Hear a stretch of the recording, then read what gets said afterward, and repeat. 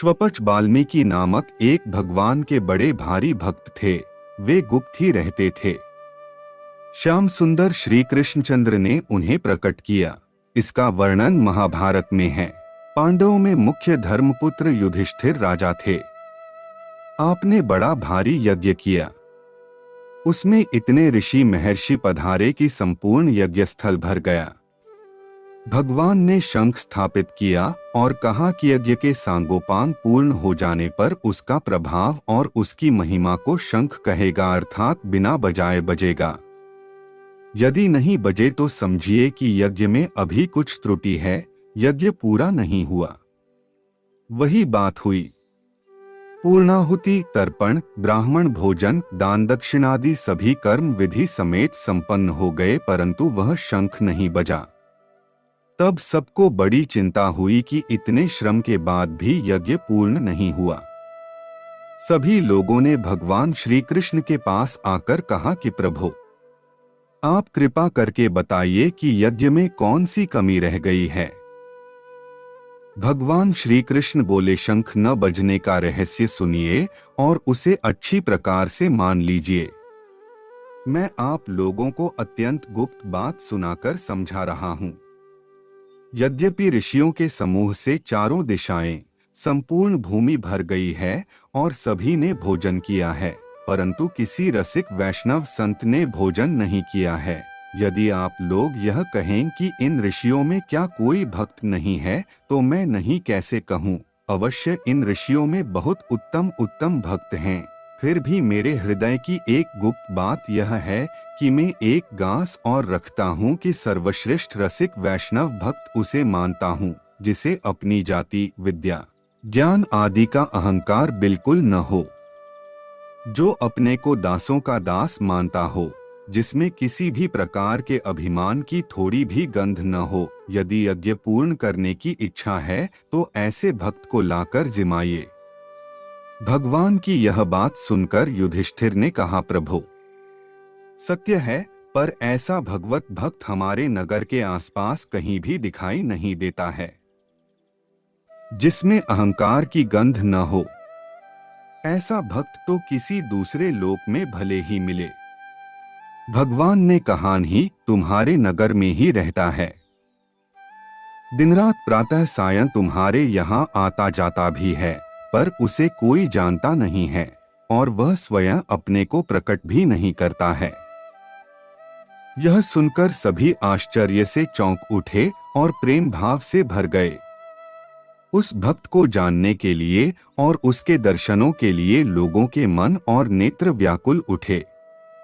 वे बोले, प्रभु, कृपया शीघ्र ही बताइए, उनका क्या नाम है और कहाँ स्थान है, हो जहां जाकर हम उनका दर्शन करके अपने को सौभाग्यशाली बनाएं, दौड़कर उनके चरणों में लिपट जाएं।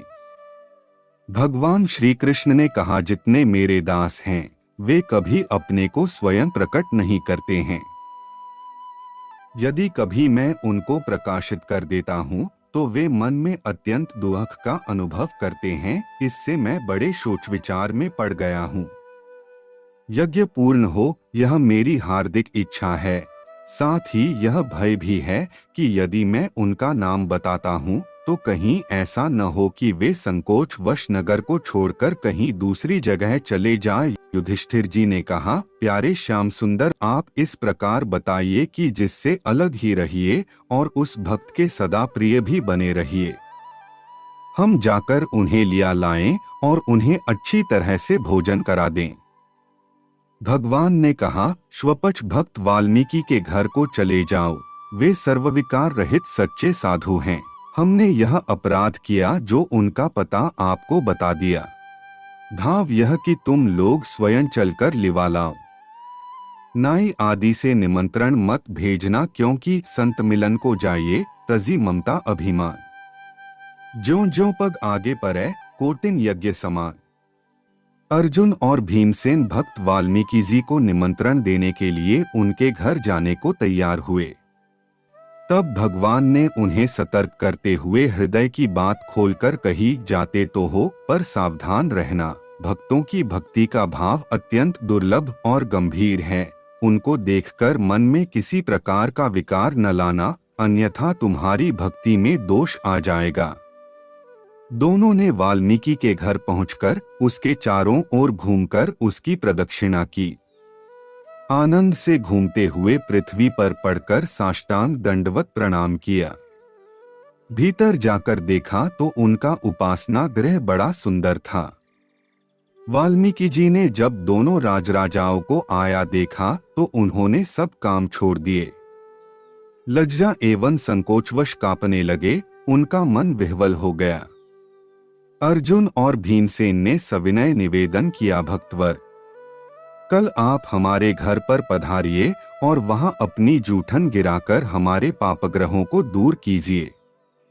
हम सबों को परम भाग्यशाली बनाइए। तात्पर्य यह है कि भगवान सतर्क कर रहे ताकि असावधानी से अनर्थ न हो जाए।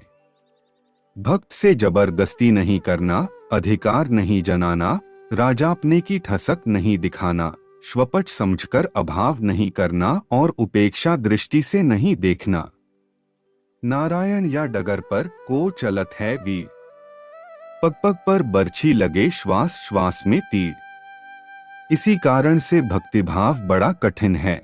दोनों को निमंत्रण देते तथा अपनी बड़ाई करते हुए सुनकर वाल्मीकि जी कहने लगे, जी हम तो सदा से आपकी जूठन उठाते हैं और आपके द्वार पर झाड़ू लगाते हैं, कभी दूसरे की ओर आंख उठाकर भी नहीं देखते हैं। यही हमारी सच्ची प्रतिज्ञा है। आप यह क्या कह रहे हैं? मेरा निमंत्रण कैसा?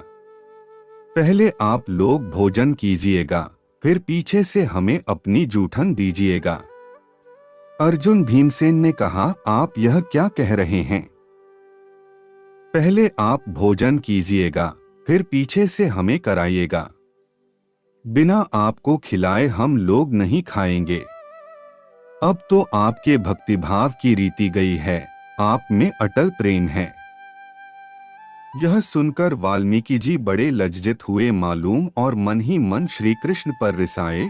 फिर बोले, आप राजा हैं, सर्व समर्थ हैं, जो भी चाहें वह करें, मेरे साथ मेरा सहायक कोई नहीं है, फिर आपकी आज्ञा को कैसे अस्वीकार कर सकता हूँ। तब दोनों ने कहा, आप कल प्रातः काल पधारिए, अब यही एक निश्चय मन में रखिए, दूसरी बात भूलकर भी मन में न सोचिए। वाल्मीकि ने कहा, बहुत अच्छी बात, यदि आपके मन में है तो ऐसा ही होगा। अर्जुन और भीमसेन ने लौटकर राजा युधिष्ठिर से वाल्मीकि की सब बात कही। सुनकर युधिष्ठिर को स्वपच भक्त के प्रति बड़ा प्रेम हुआ। भगवान श्री कृष्ण ने द्रौपदी को अच्छी तरह से सिखाया कि तुम सभी प्रकार के पटर्स व्यंजनों को अच्छी प्रकार से बनाओ। तुम्हारे हाथों की सफलता आज इसी में है कि भक्त के लिए सुंदर रसोई तैयार करो। रसोई तैयार हो चुकने पर राजा युधिष्ठिर जाकर वाल्मीकि को लिवा लाए। उन्होंने कहा कि हमें बाहर ही बैठाकर भोजन करा दो। श्री कृष्ण भगवान ने कहा, हे युधिष्ठिर, ये तो तुम्हारे भाई हैं, इन्हें सादर गोद में उठाकर स्वयं ले आओ। इस प्रकार उन्हें पाकशाला में लाकर बैठाया गया और उनके सामने सभी प्रकार के व्यंजन परोसे गए। रसमय प्रसाद का कौर लेते ही शंख बज उठा, परंतु थोड़ी देर बजकर फिर बंद हो गया। तब भगवान ने शंख को एक छड़ी लगाई।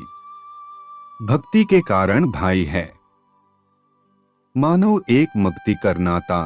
पुनश्च श्री मांडव्य ऋषि के श्राप से धर्मराज जी तीन रूप से युधिष्ठिर, विदुर एवं स्वपच भक्त वाल्मीकि प्रकट हुए। भगवान ने शंख से पूछा, तुम कण-कण के भोजन करने पर ठीक से क्यों नहीं बज रहे हो? क्या तुम कुछ लज्जित हो गए हो? मुझे तो ऐसा लगता है कि तुम भक्ति का प्रभाव अच्छी तरह से नहीं जानते हो। घबराकर शंख बोला, आप द्रौपदी के पास जाकर उनसे पूछिए, आप मन से यह मान लीजिए कि मेरा कुछ भी दोष नहीं है।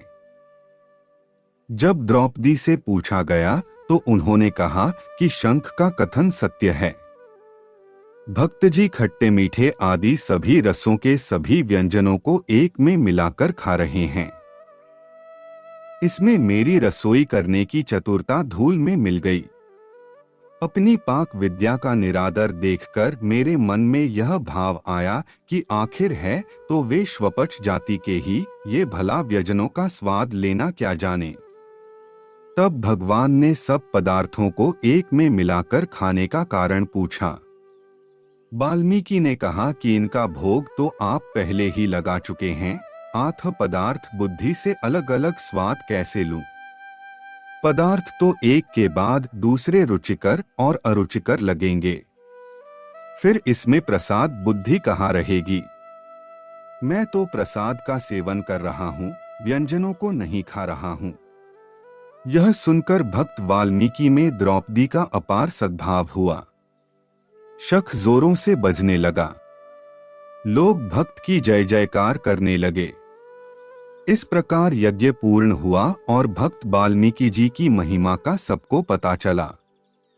श्री वाल्मीकि जी भोग बुद्धि से न बहुत खाकर प्रसाद बुद्धि से सब मिलाकर खाए थे, जिससे द्रौपदी जी के मन में जाति बुद्धि आ गई कि आखिर यह श्वपच तो ही ठहरा, इसको सब मिलाकर खाने का पहले से ही स्वभाव बना हुआ है।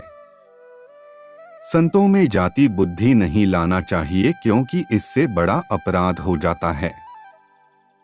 यथा अर्चावतारोपादान वैष्णवोत्पत्ति चिंतनम मातृयोनि परीक्षा च तुल्यमाहुर्मनीषिण।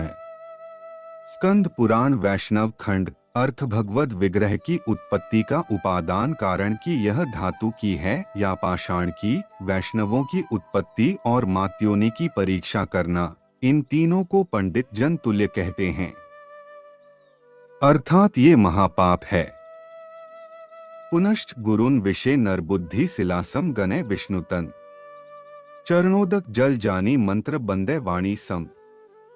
महाप्रसाद ही अन्न साधु की जाति पिछाने, ते नर नर कही जाए वेद स्मृति बखाने।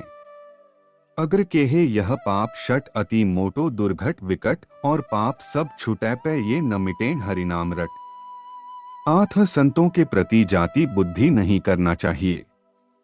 जाति पाति पूछे नहीं कोई, हरि को भजै सो हरि को होय।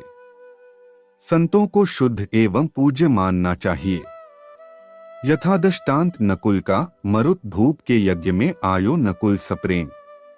पादोदक की कीच छुई आधा तन माहे, आधे हित बहुखन हमें लोटत भयो निरास। श्वपच भक्त पद सलिलते पूजी ताकी आस।